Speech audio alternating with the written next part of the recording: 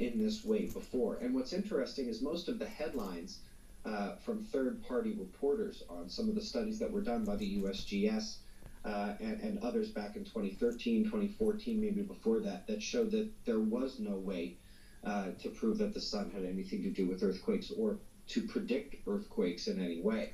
That's the kind of thing where back then the paper didn't even discuss coronal holes, and the paper didn't make a blanket statement about the sun or about predicting earthquakes. It just said, hey, when we look at sunspots, solar flares, etc., when we look at these specific things, we don't see anything. And thus far, the predictive models don't seem to work thus far.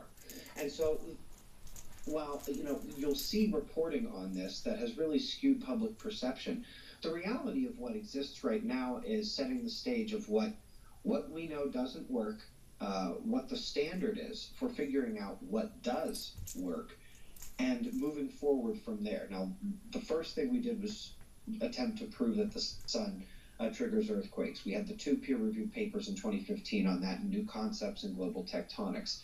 But almost immediately after that, we began working on compiling pre-seismic factors that have been reported in studies throughout the last few years and the last few decades. Everything from patterns scientists thought they saw in foreshock activity, and published in the 70s. Well, we got a lot of time to check and see if they were right since then. There have been papers published about outgoing long-wave radiation anomalies or total electron content anomalies, problems or fluctuations with the L-shell magnetic fields, GPS disruptions, EMF signals that sort of crop up out of nowhere, positive ion emission, earthquake lights, animals acting funny before an earthquake. The list does go on and on. These things are all published, and they've been published about for years, some of them decades. We have a lot of time to see how they work.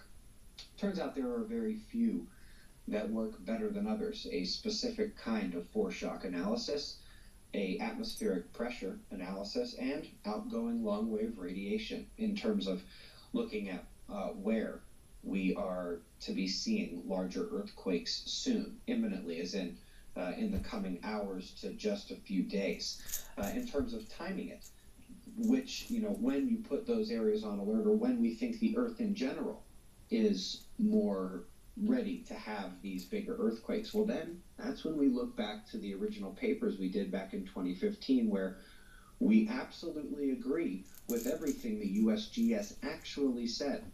We know that there are third-party reporters that said, oh, the sun can't trigger earthquakes, says the USGS. Well, that's not what they said. What they said is specifically solar wind speed, geomagnetism, sunspots can't. They did not close the door and overreach with their findings. That is something that was done by other people.